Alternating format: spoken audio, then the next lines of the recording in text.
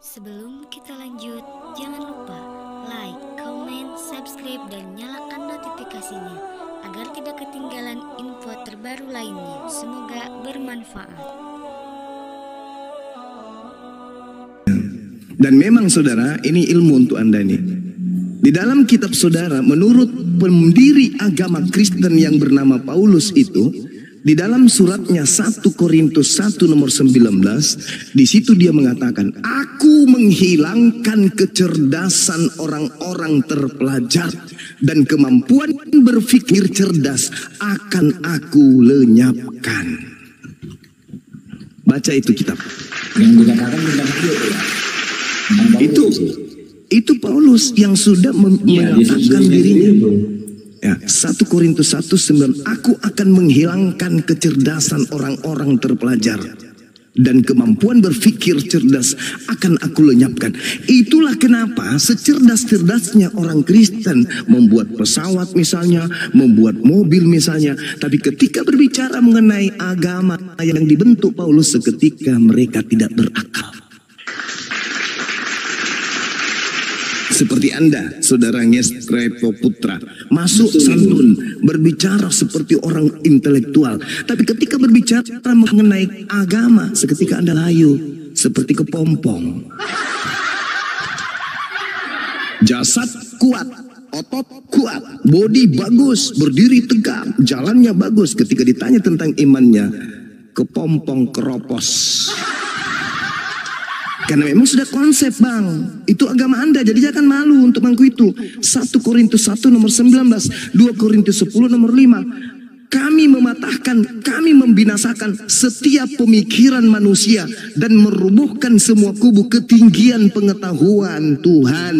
Jadi pengetahuan Tuhan itu dirubuhkan oleh Paulus sehingga dia menggiring manusia cukup percaya kepada Yesus saja. Itu oleh-oleh buat saudara untuk belajar lebih giat lagi. Saya kira begitu.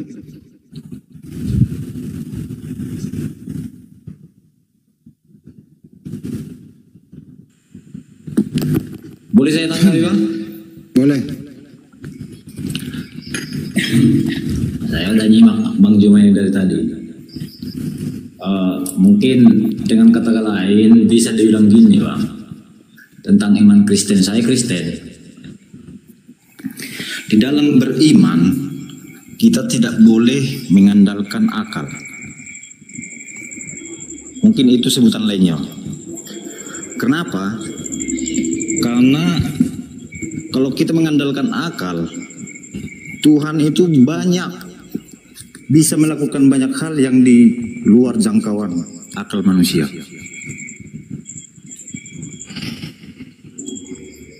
Mungkin itu kalimat yang lebih cocok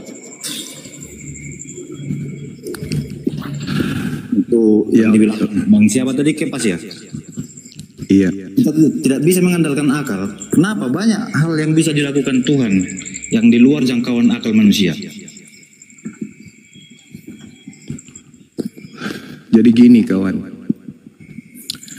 ketika Anda mengatakan tidak bisa mengandalkan akal, berarti itu sama halnya Anda memfitnah Tuhan yang telah menciptakan manusia sebagai pemimpin di atas muka bumi.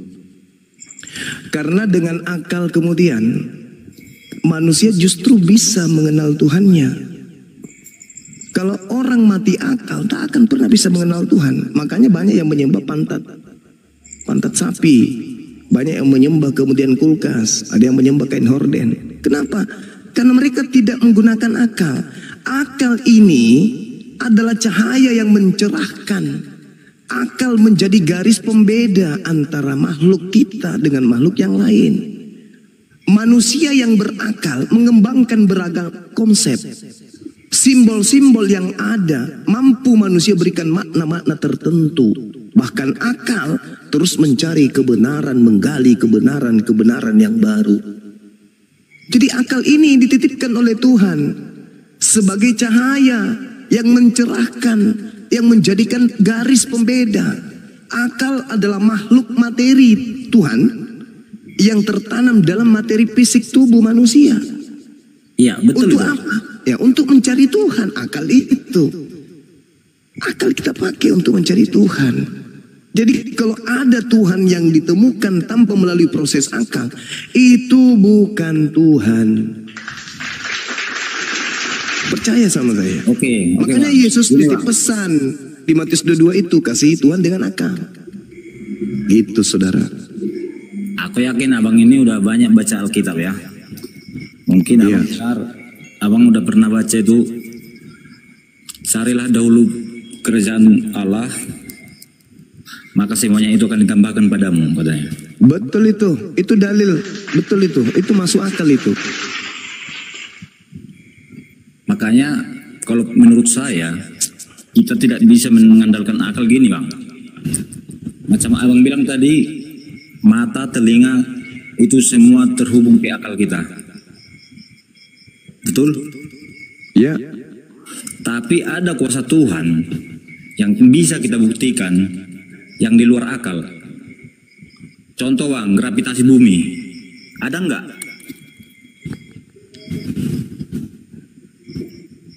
Ada nggak gravitasi bumi? Ada. Nah.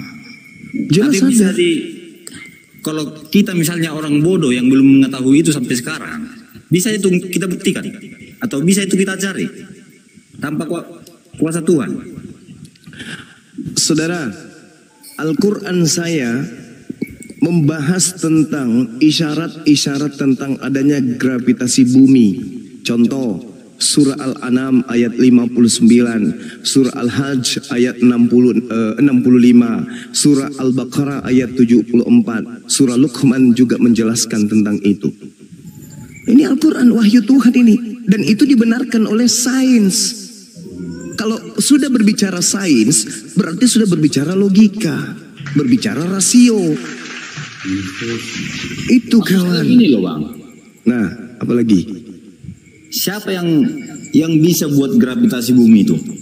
Ya pencipta alam semesta inilah pasti.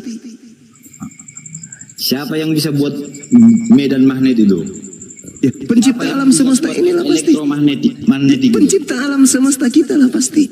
Maksudnya gini bang, kami makanya saya bilang tadi, maksudnya bukan mematikan akal atau menghilangkan akal. Nah itu di ajaran Paulus percaya Tuhan, beriman itu. Halo.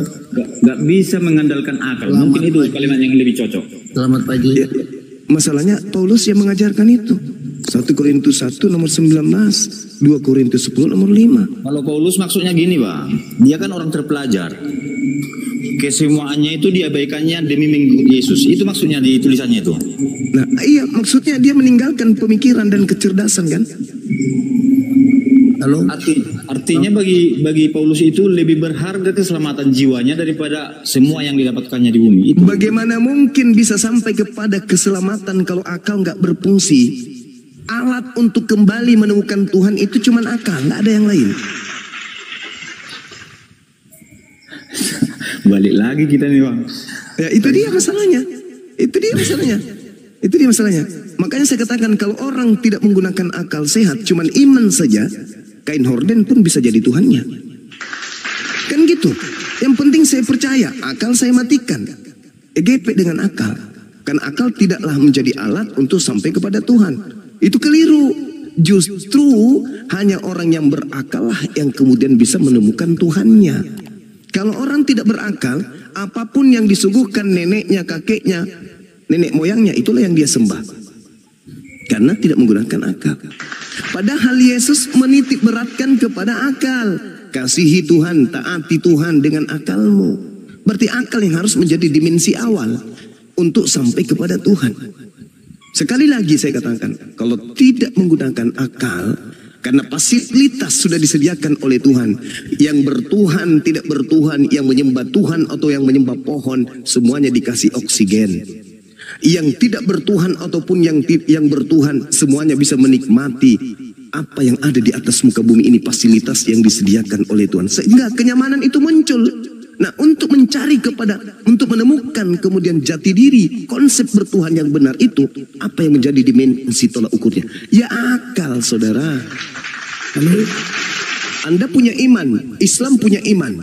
Apa tolak ukurnya untuk mengukur iman kita mana yang benar? Iman akal. Gak mungkin yang lain. Ya itu makanya aku bilang tadi, Bang. Kalau Kristen nggak cukup akal. Nggak. Nah, lalu bagaimana caranya Kristen mengatakan tidak cukup akal sementara itu maksudnya. Saudara, sebelum Anda melampaui akal, maksimalkan fungsi akal dulu. Yang Anda katakan tidak semuanya akal, itu sudah betul itu.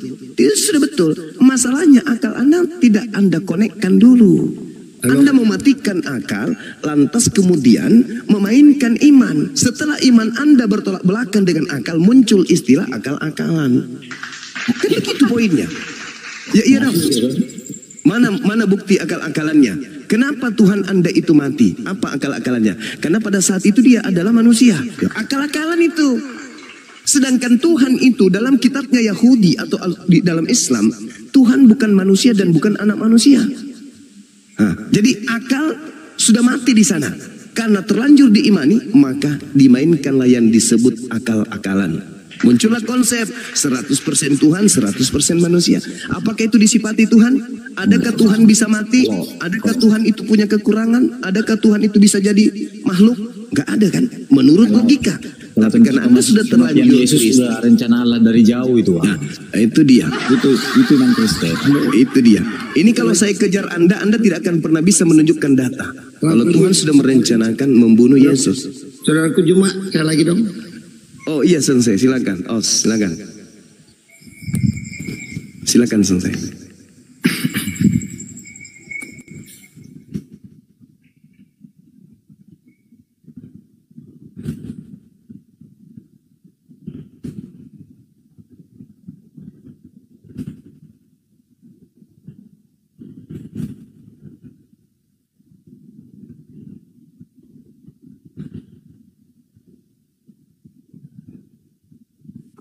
Mute-nya dibuka Bang, mute-nya, mute. Iya, oke. Terima kasih. Terima kasih saya sudah diberikan waktu dengan saudara saya Juma. Sebelumnya sebelum sampai ke tadi masalah iman dan akal, itu saya mau kasih informasi dulu ke saudaraku Juma. Kemarin saya ketemu sama Insinyur Farhan. Itu Iya. ketua umum perguruan 25 perguruan. Biasanya cuma 24. Black Panther nggak ada. Tapi kemarin ketua umum kita Pak Adi Cahyanto bilang, "Woi, sekarang kita udah genap, udah penuh." Nah, beliau muncul. Black Panther. Saya bilang, ada ini. Nanti ada ceritanya, saya kirim foto-fotonya, ya. Oke, iya. Kita lanjut masuk ke tadi yang saudara Juma sampaikan. Masalah Matius 22 ayat 27 ya. 37 kayaknya. Oh 37. Siap. Jadi gini, kenapa orang Kristen dibilang iman dulu? Kan itu Yesus sendiri yang ngomong. Akal itu nanti setelah nomor 3 ya kalau kita lihat ya. Yesus bilang kan, kasihilah Tuhan Allahmu dengan segenap hati, segenap jiwa, segenap akal budi. Nah akal budi ini anti setelah iman. Iman kan muncul, percaya kan muncul dari hati, bukan dari pikiran. Ya, nah baru berlogika kita. Sebab logika itu terbatas. Kalau kita mau bermain logika untuk percaya kepada Tuhan tidak cukup. Ya, jadi kita harus memakai roh atau iman. Nah itu kan Yesus bilang, kasihilah, itu hukum yang pertama dan utama. Pertama itu kita imani, sebab Abraham tidak dijuluki bapak orang berakal, tapi Abraham dijuluki bapak orang beriman. Jadi dia percaya dulu bahwa ada Tuhan. Nah gitu. Bukan dia akali dulu, sebab akal itu terbatas. Maka itu hukum pertama dan utama itu Yesus tekankan. Kasihlah Tuhan Allahmu dengan segenap hati dulu. Kan kita kalau bicara hati itu kan tidak bisa diselami dengan akal, ya. Karena itu sudah di luar akal ya, karena akal kita terbatas. Maka itu hukum pertama dan utama Yesus tekankan adalah kasihlah Tuhan Allahmu dengan segenap hati, segenap jiwa dan akal budimu. Bukan langsung kasihlah Tuhan Allahmu dengan segenap akal budi, nggak ada. Nah itu iman tuh berbicara di dalam hati ya. Kepercayaan tuh dari hati dulu, bukan dari akal lah gitu. Baru setelah kita percaya baru kita berakal. Sebab akal itu sangat terbatas. Sebab kita memahami Tuhan dengan memakai fisik tidak cukup. Kita harus memakai metafisik. Metafisik itu di luar akal, ya.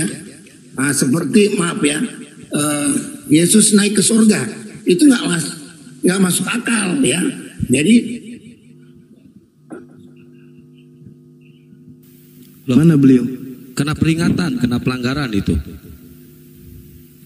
Kena pelanggaran Pak Robert. Ya udah gini deh, terakhir dari saya Bang Juma, assalamualaikum Iya. Bang. Silakan. Ini saya tadi tertarik itu dengan kalau bicara diskusi begini tadi, tapi kalau soal debat bertafsir menafsir itu saya tidak tertarik gitu. Jadi dari saya begini, kalau karena ini mau untuk diskusi iman ya lintas agama, buat saya, bagi saudara saya yang beragama Islam, jalankan ajarannya itu dengan baik. Jadi kemudian dari kami juga seperti itu, ya kita tetap bersatu dalam kebinekaan kita. Itu dari saya Bang.